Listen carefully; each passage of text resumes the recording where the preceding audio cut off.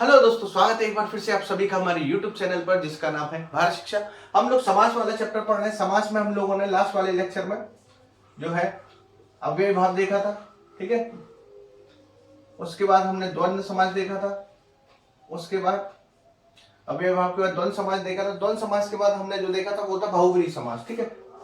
ये समास हमने लास्ट वाले लेक्चर में खत्म किए थे और इनकी डेफिनेशन देखी थी तथा डेफिनेशन के साथ साथ देखा था कि किस प्रकार इस समास को पहचाना जाता है, ठीक है। अव्ययी भाव समास में हम लोगों ने देखा था कि जिसमें पूर्व पद प्रधान होता है, तो पूर्व पद प्रधान के बाद हमने देखा था द्वंद्व में दोनों ही पद प्रधान होते हैं, तथा तीसरा देखा था हमने बहुब्रीहि समास। बहुब्रीहि समास में हमने देखा था कि दोनों ही पद अप्रधान होते हैं। आज के इस लेक्चर में हम चौथा वाला समास है यानी कि तत्पुरुष समास, उसको समझेंगे और उसकी डेफिनेशन देखेंगे और उससे किस प्रकार पहचानते हैं वो सारी चीजें भी हम इस वाले लेक्चर में देखेंगे। तो वीडियो लेक्चर स्टार्ट करने से पहले आप लोगों से आग्रह करता हूं, प्लीज हमारे चैनल को सब्सक्राइब कर लीजिए और बेल आइकन पर क्लिक कर लीजिए, ठीक है, ताकि भविष्य में कोई भी नया लेक्चर आता है तो आपको उसका नोटिफिकेशन मिलता रहे। चलिए स्टार्ट करते हैं तत्पुरुष समास। तत्पुरुष समास है, इसमें हम देखते हैं, इसमें सबसे पहले हम देख लेते हैं पूर्व पद। जो पूर्व पद हमने देखा था, किसी भी शब्द में दो पद होते हैं, पहला पूर्व और उत्तर पद। यानी कि कोई भी शब्द देखा था हमने लास्ट वाले लेक्चर में, सबसे पहले हमने देखा था जैसे दशानन, ठीक है, ठीक है। तो एक पद जो पहला वाला 10 और आनंद में 7, ठीक है। तो 10 और आनंद दो शब्दों से मिलकर बना है, तो यानी कि इनको दो पद भी कह सकते हैं। तो इसमें क्या है, पूर्व पद, यानी कि पूर्व पद क्या होता है, वो गौण यानी कि अप्रधान होता है।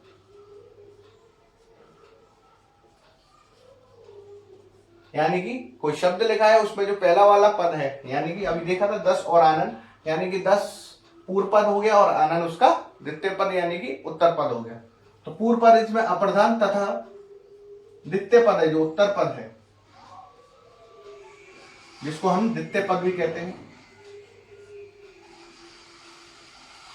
ठीक है, वो अप्रधान होता है, ठीक है, सॉरी प्रधान होता है। उसको हम तत्पुरुष समास की श्रेणी में रखते हैं, ठीक है। समझ में आ गया होगा। पहला पद गौण यानी कि कोई प्रधानता नहीं होती तथा दूसरा पद उसका प्रधान होता है, ठीक है। तत्पुरुष समास के भेद हम देख लेते हैं इसमें, ठीक है। तत्पुरुष समास में हम कारक की तरह विभाजित करते हैं तत्पुरुष समास को। तो इसमें सबसे पहले देख लेते हैं, पहला जो पद आ जाता है 4, 5, 6।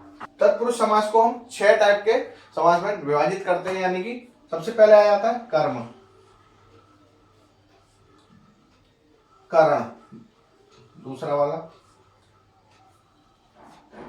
फिर आ जाता है संप्रदान, फिर आ जाता है अपदान, फिर आ जाता है अधिकरण, लास्ट जो आ जाता है अपने पास संबंध। जिस प्रकार कारक में विभाजन होता है, बस इसमें कर्ता वाला नहीं होता।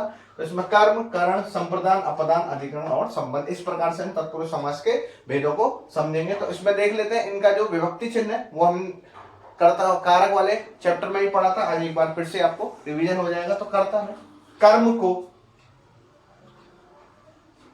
करण से या के द्वारा, यानी कि हमने इसका अर्थ भी समझा था, के द्वारा यानी किसके द्वारा काम किया जा रहा है या किससे काम किया जा रहा है। जैसे चाकू से खरबूजा काटा गया, तो से क्या है, करण, इसमें से विभक्ति चिन्ह हो गया, ठीक है, तो इसमें करण कारक है। संप्रदान के लिए, अपदान से, ये अलग होने के अर्थ में है। ये सारी चीजें हमने आपको कारक में समझी, अलग होने के अर्थ में, अर्थ में, अपदान में, ठीक है। इन दोनों से में अर्थ अलग होता है। करण किसी के द्वारा या किससे कार्य किया जा रहा है, और अपदान किसी से अलग होने के, जैसे पेड़ से पत्ते गिरते हैं, स्कूल से विद्यार्थी जाते हैं, ठीक है। अधिकरण में या पर, ठीक है। और संबंध, इसमें विभक्ति चिन्ह का, की और के टाइप के शब्द आते हैं, ठीक है। अधिकरण किसी के ऊपर बैठना या किसी के अंदर बैठना, ये सारे अधिकरण, ठीक है।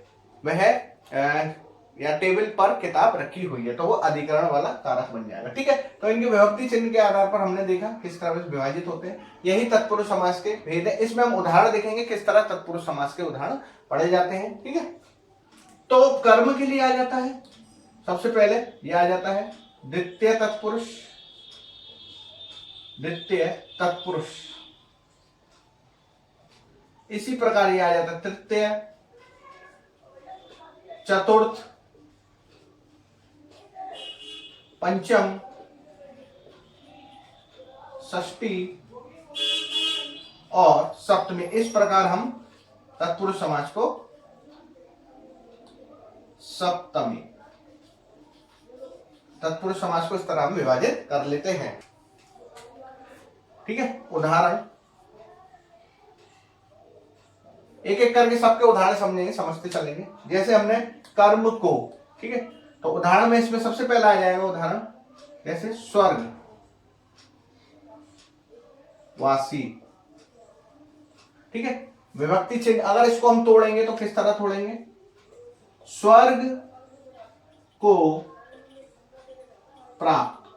ठीक है, तो इसमें विभक्ति चिन्ह से आपको समझ में आ रहा हो को क्या है, विभक्ति चिन्ह यानी कि विभक्ति लोप है। ठीक है, तो इसमें स्वर्गवासी में को विभक्ति का लोप है, लेकिन अगर हम अर्थ के अनुसार दें तो शब्द क्वेश्चन में किस तरह पूछेगा सॉरी, स्वर्गवासी में कौन सा समास है, तो इसको हम जब तोड़ेंगे तो ये निकल के आएगा स्वर्ग को प्राप्त। तो को विभक्ति चिन्ह आ रहा है, यानी कि को कर्म का होता है, तो इसमें कर्म तत्पुरुष यानी कि द्वितीय तत्पुरुष समास हो जाएगा। ठीक है, अब करण वाला एग्जाम्पल देख लेते हैं। पहला उदाहरण देख लेते हैं इसका, मन चाहा, यानी कि इसमें मन चाहा में अगर हम विभक्ति लगाएंगे तो इसमें आ जाएगा मन से चाहा। तो देख सकते हैं विभक्ति चिन्ह क्या है अपने पास, से। तो बस यही हमें पहचानना है। ठीक है, मन से चाहा, तो से इसमें विभक्ति है, से किसका होता है, करण का, यानी कि तृतीय तत्पुरुष समास का। ठीक है, एक एग्जांपल और देख लेते हैं। सॉरी,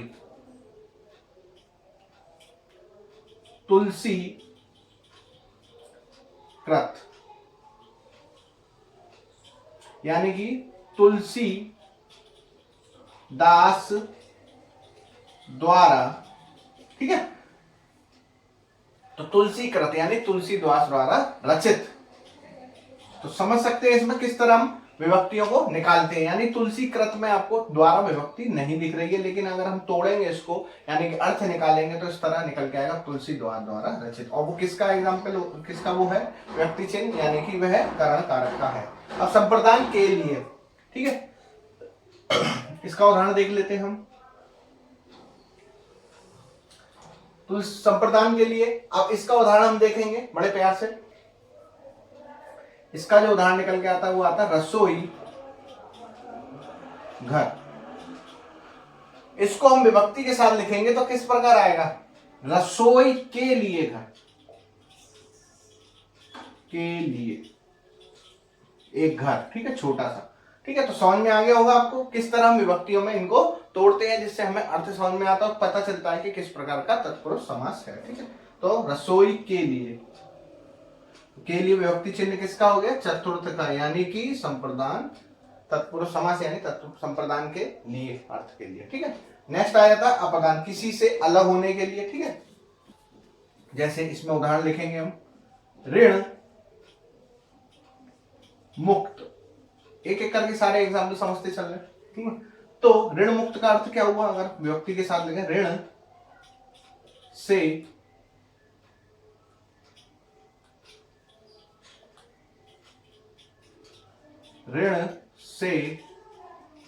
मुक्त। ठीक है, समझ में आ गया होगा, ऋण से मुक्त, से अलग होने के अर्थ में, यानी कि मुझे अपने ऋण से मुक्ति मिल रही है, किसी को उसके ऋण से मुक्ति मिल रही है। तो से यानी अलग होने के अर्थ में। मुक्ति वैसे भी आपको दिख रहा होगा चिन्ह किसका हो जाता है, अलग होने के लिए मुक्त का इस्तेमाल करते हैं, तो से अपदान के लिए। ठीक है, अलग होने के अर्थ में, तो पंचम तत्पुरुष समास। इस तरह हम नेक्स्ट आ जाते हैं अधिगम। जैसे इसका उदाहरण देख लेते हैं नगरवास का, नगर वास, यानी कि अधिकरण दिखा रहे हैं किसी चीज में, यानी कि मैं कहाँ निवास करता हूं, नगर में वास, नगर में वास या निवास। ठीक है, तो समझ में आ रहा होगा आपको। तो नगर में यानी कि यहाँ पर अधिकार दिखाया जा रहा है, मैं नगर में वास कर रहा हूँ। ठीक है, या नगर वास, इस तरह के शब्द आपको किसकी संतुष्ट वो किसका अर्थ दिखाते हैं, यानी कि किसकी पहचान कराते हैं, वो है तत्पुरुष समास यानी षष्ठी विभक्ति। ठीक है, नेक्स्ट आ जाते हैं संबंध में। संबंध के लिए आपको सीधे सीधे दिख रहा होगा का की के, इस तरह अगर अर्थ तोड़ने पर, किसी भी शब्द को तोड़ने पर का की के का अर्थ निकले तो वह संबंध यानी सप्तमी तत्पुरुष हो जाता है। ठीक है, नेक्स्ट जैसे हमने लिखा है इसमें उदाहरण गंगा जल, तो उदाहरण निकल के आया किसका जल, गंगा का जल। तो समझ में आ गया होगा आपको। ठीक है, 6 की 6 विभक्ति चिन्हों के साथ मैंने आपको समझा दिया। ठीक है, आसानी से आप तत्पुरुष समास को समझ लेंगे और इसको याद रखिएगा। ठीक है, आसानी से आपको याद रहेगा एग्जाम में कि किस तरह उसको पहले विखंडित करिएगा, जो भी शब्द दिया हुआ है उसमें विभक्ति निकालिएगा, चिन्ह निकालिएगा, किस प्रकार के चिन्ह आ रहे हैं, उसी के अनुसार अर्थ के अनुसार कौन सा चिन्ह आ रहा है। ठीक है, से और से इसमें कंफ्यूजन मत होइए। मन से चाह, यहाँ अर्थ अलग होने के लिए नहीं है, इसलिए इसमें करण कारक यानी तृतीय तत्पुरुष इसमें अलग हो रहा है, इसलिए से के लिए अपदान के लिए पंचम। ठीक है, तो इस प्रकार तत्पुरुष समास को आप समझ सकते हैं। नेक्स्ट इसके बाद आ जाता है अपने पास तत्पुरुष समास के बाद वो आ जाता है द्विगु समास। ठीक है, सिंपल तरीके से समझेंगे। इसमें पूर्व पद बहुत आसान है, ये तो द्विगु समास। द्विगु समास पूर्व जो पद होता है, पहला वाला पद होता है, वह क्या होता है, पूर्व पद संख्यावाचक, यानी कि एक संख्या यानी नंबर को डिनोट करता है या संख्या वाचित करता है, संख्यावाचक होता है। सिंपल है, बहुत आसानी समझ गए होंगे। उदाहरण देख लेते हैं इसका, जैसे हमने उदाहरण में लिखा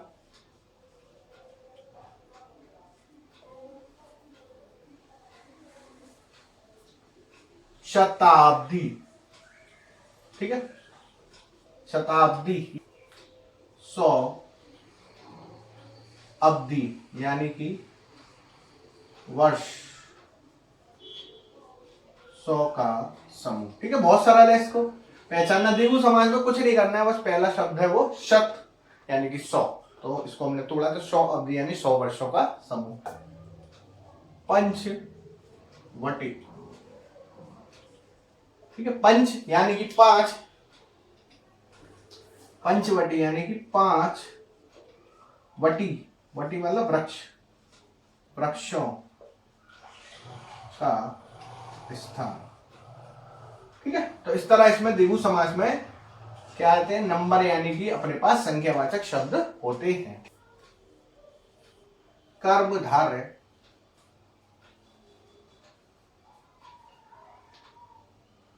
समास।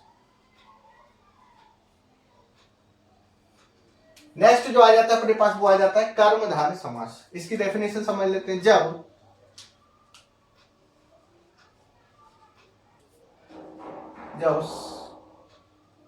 समासिक पद का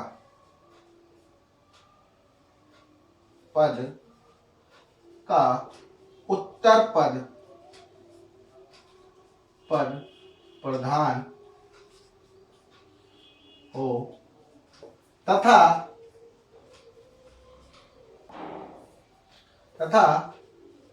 पूर्व पद एवं उत्तर पद में, यानी कि पहला पद हो और द्वितीय पद में विशेषण विशेष्य अथवा उपमा उपमेय का संबंध हो।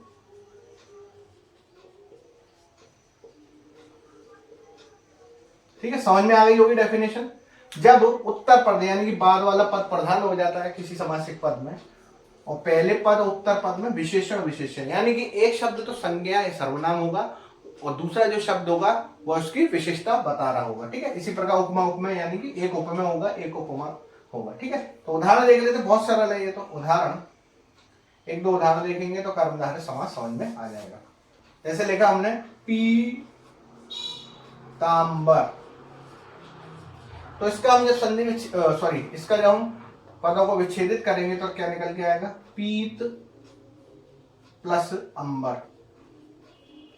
ठीक है, तो ये निकल के आया इसका समासिक पद का विच्छेद, तो ये आ जाएगा पीत यानी कि अपने पास आएगा सबसे पहले पीत यानी कि पीला, अंबर यानी कि वस्त्र।